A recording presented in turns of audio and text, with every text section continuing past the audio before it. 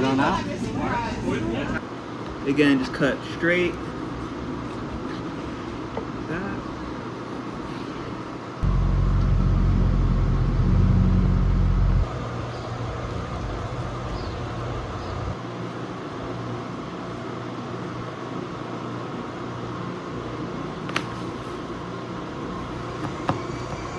When we put the glaze on the Twinkies, we put that there so it doesn't.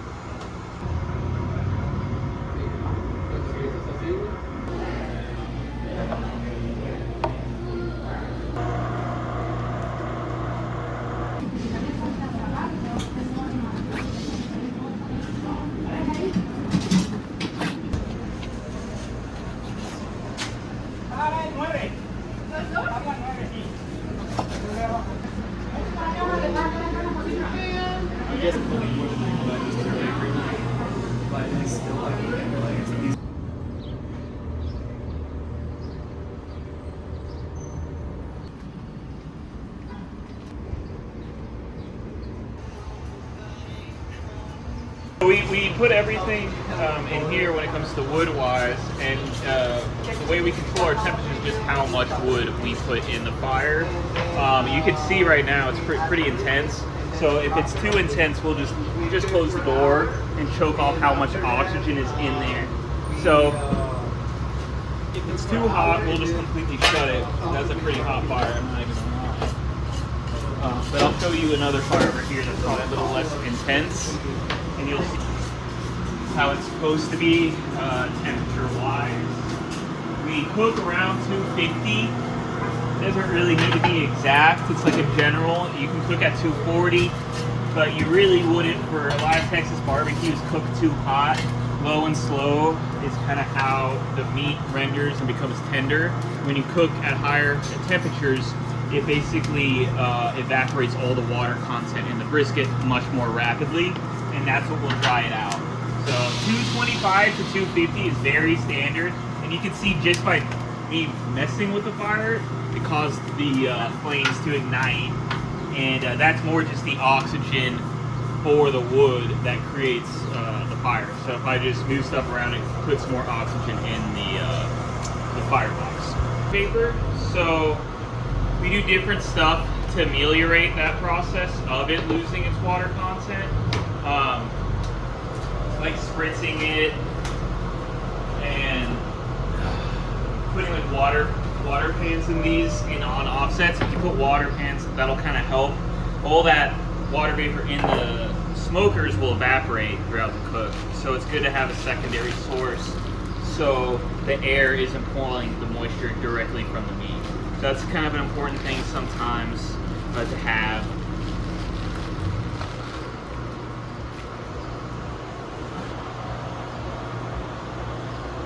Kind of like that, and that'll basically take away that little corner of just straight fat.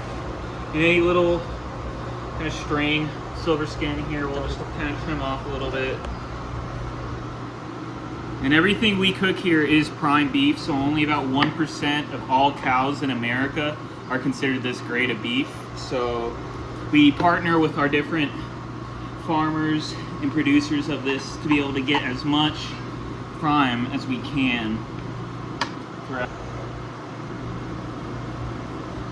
the US, because it's only certain farmers make this grade. And so I'm going to cut off that first little fat cap there, meat cap. It's the hock of the brisket, and just kind of make it a little bit more aerodynamic. It's a pretty chunky fat part of the meat, so that's normally what becomes the burnt ends if you don't trim it off. If you trim it off, you can either use that for whatever other meat you might use it for sausage, taco meat, birria meat, which is something we do. And I'm just gonna kind of make a little aerodynamic shape for the brisket here. And we'll edge off the brisket as well here, but some places don't.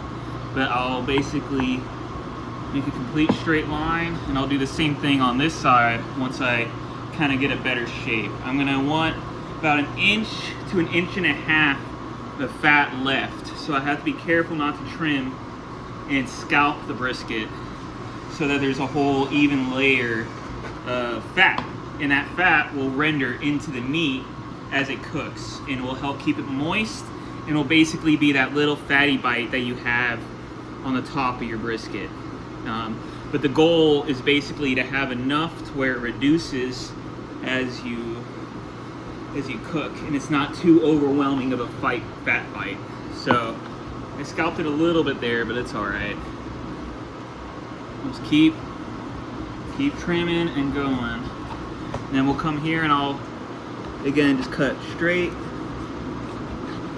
Like that.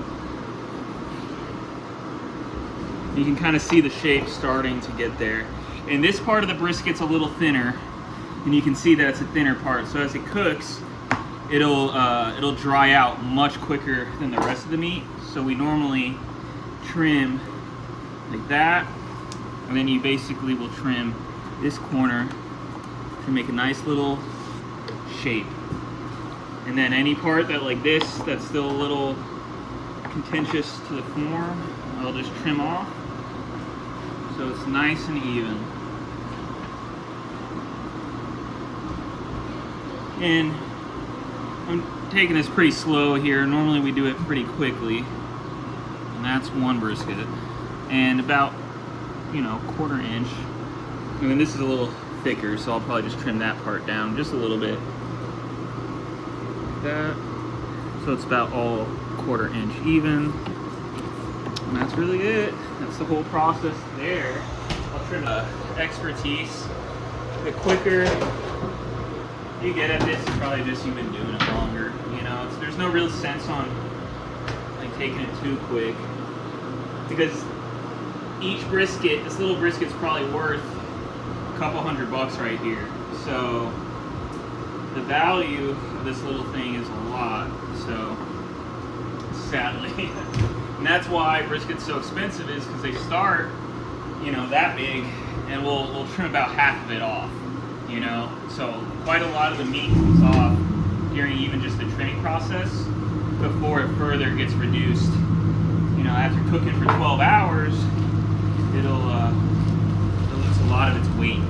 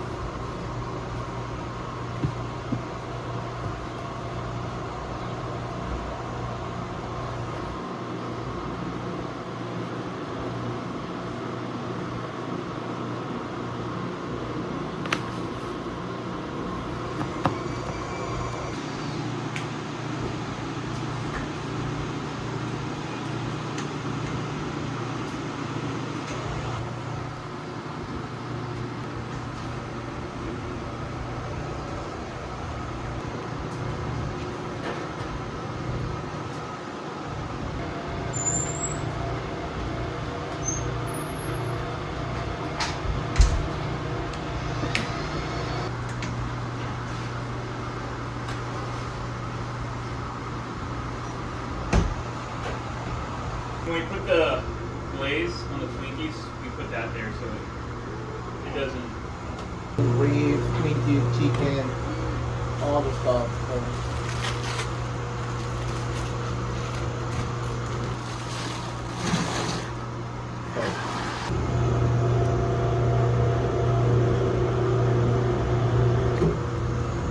10 more hours. This one probably gonna be ready 10 hours. This one between 11 or 12. Same for this one. So all briskets are different.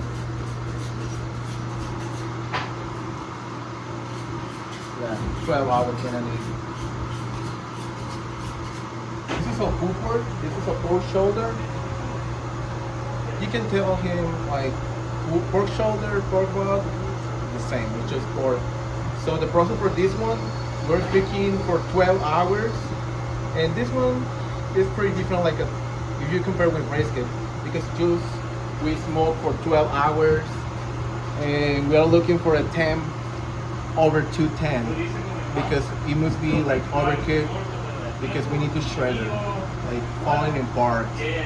And we know that already because you can grab this bone and it's falling apart, and with the same bone, just shred it. So right now we are looking for the good part. When it turns like dark, it's ready to wrap it in foil, put it back for another 3 or 4 hours, and after that just rest for an hour, and they're ready to serve.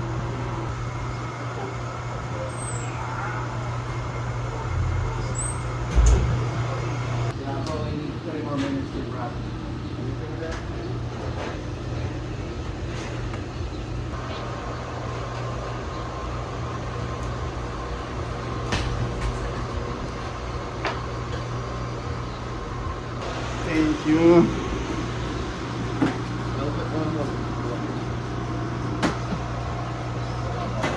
All our pork ribs are also primed, so we get prime pretty much everything. So the quality of pork that we get is also some of the highest you can get here in America. So we take a lot of pride in where we get our meat, how we source it, and how we take care of it. So you can see all that intramuscular marbling. It's very beautiful for pork. And like all that extra meat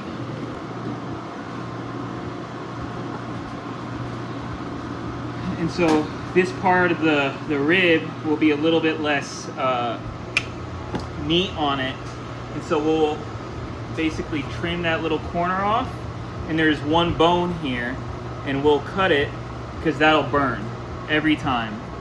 And then this little flap, this meat flap, will come up here, trim that off. And you could use this for taco meat or really anything, any kind of rib meat. You know, it's still great meat. And we'll come over here, and this cap we'll trim off like that.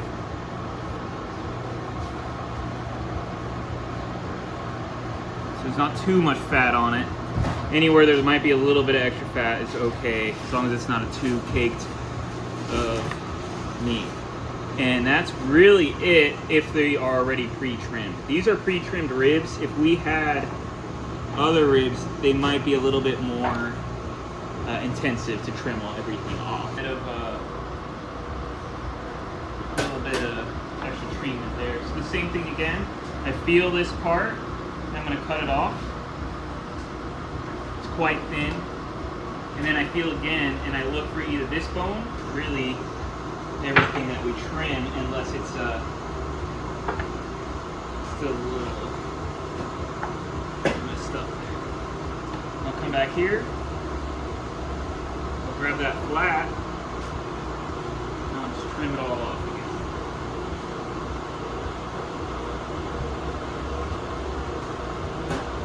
I always kind of smoosh the meat, make sure it's all like nice. You see how it kind of comes out a little bit. We'll just trim it up a little bit. So it's all flat and aerodynamic, unless it's cooking in the smoker. Again, I'm going to come to this little fat cap. Some fat caps will be a lot thicker than others. It really just depends on the rib itself when you trim off that little fat part. And that's it, guys. So now I'll show you how to season. Get it all over, we'll do it? Yeah. Take it back in, right? Okay.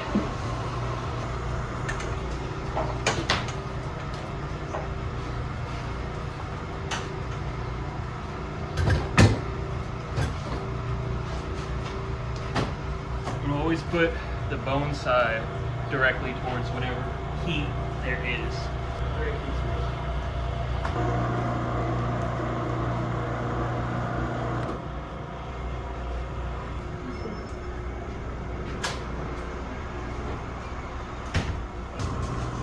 How do you like America so far? Is it good? Actually, it's only been 4 days.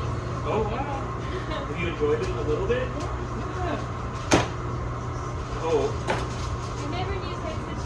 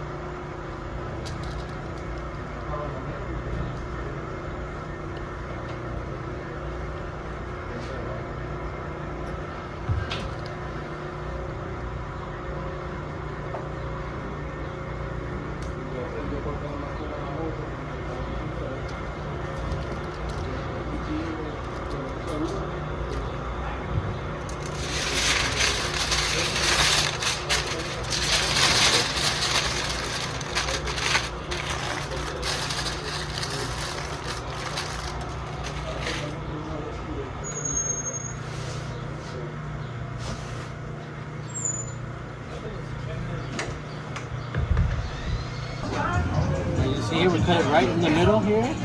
This right here is going to be our lean side. And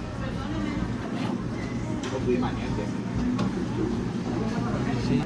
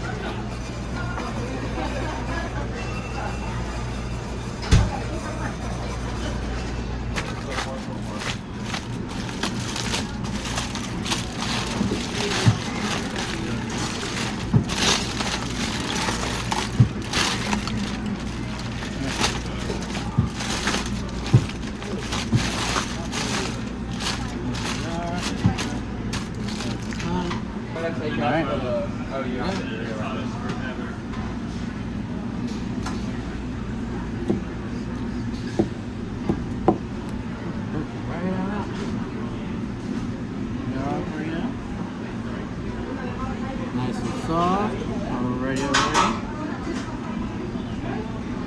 a handful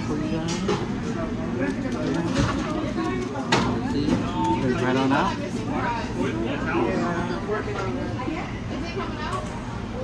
out? One second, please. Take that and put it on top.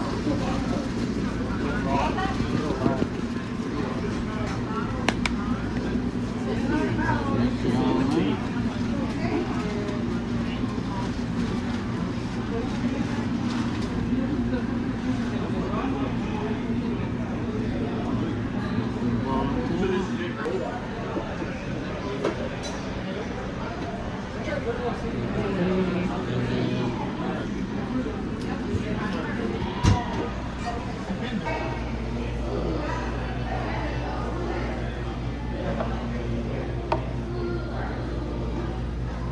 Beef rib from the cow. It's the best part of the meat. And over here we've got our brisket. We've got our pork spare ribs, pulled pork, and then our famous Texas Twinkie, as well as our Mexican street corn.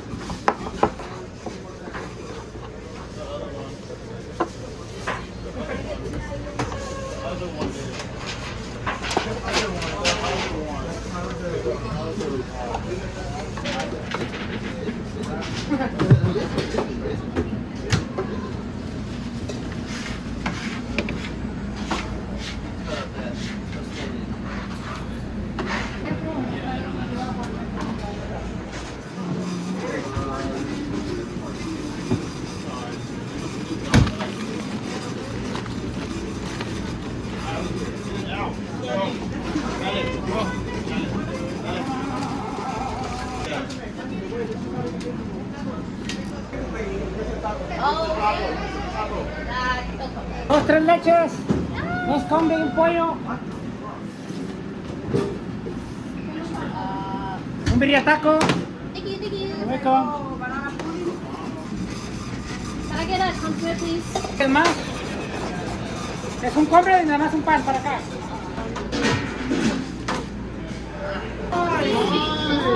Did you scare him off? Mac and cheese.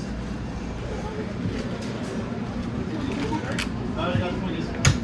Mac and cheese on the line. Gracias. Mac and cheese on the line. Okay. 12. Pan.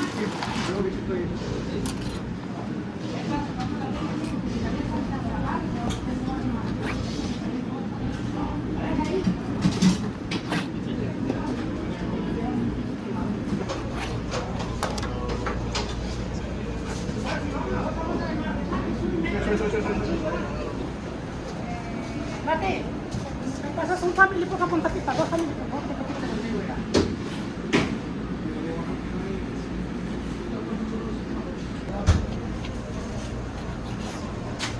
Para el 9. Para el 9, sí. ¿Dónde está el teléfono aquí, chico? Yo no tengo aquí.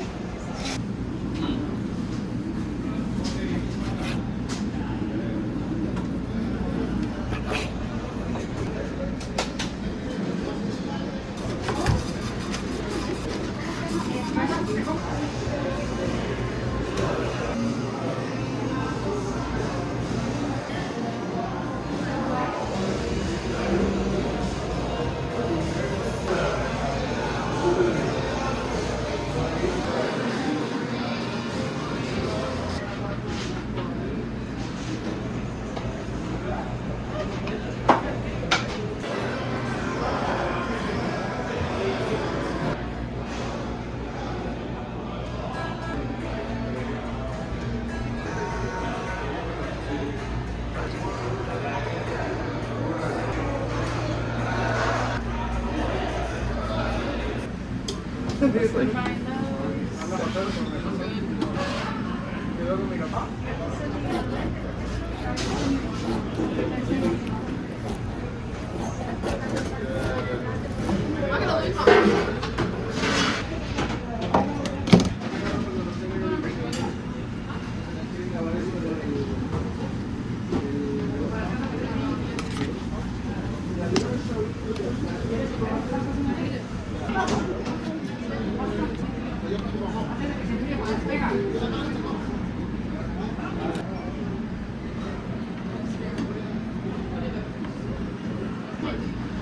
She just has the first part, and then you just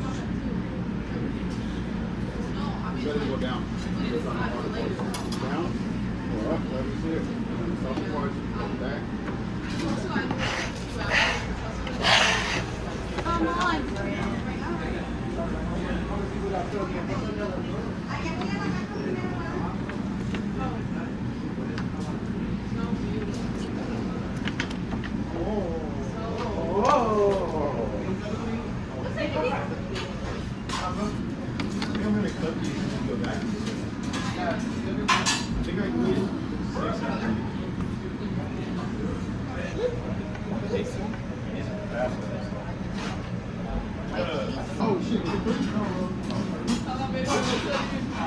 So make these good.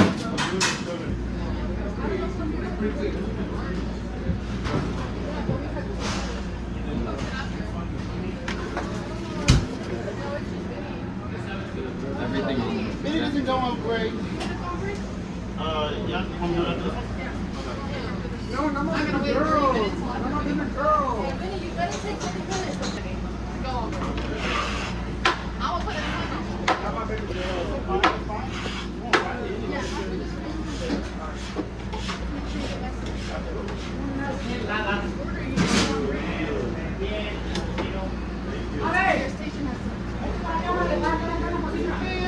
I'm guessing that doesn't cut into my break time.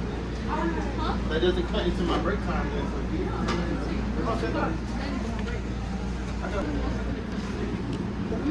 I'm reaching over.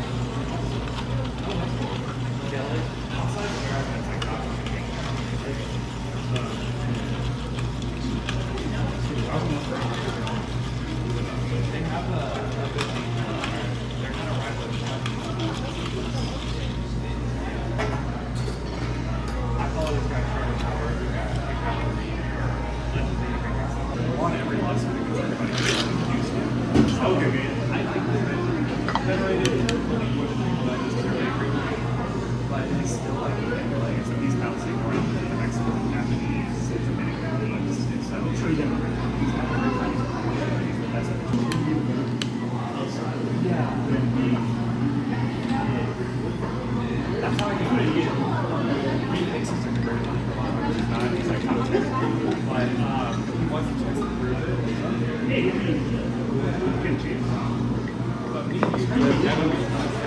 And then we stir it, kind of like mixes in all the ingredients together. Then we put it on a big cube so it dilutes a little less. Then from there we smoke it with applewood chips, and then you get like a little smoke effect out of it. Then from there I go around the rim with the orange peel so you kind of get a little bit of sweet when you're sipping on it. And from there a little black cherry with a little pig, and that's pretty much it. Eating barbecue, it pairs really well with barbecue.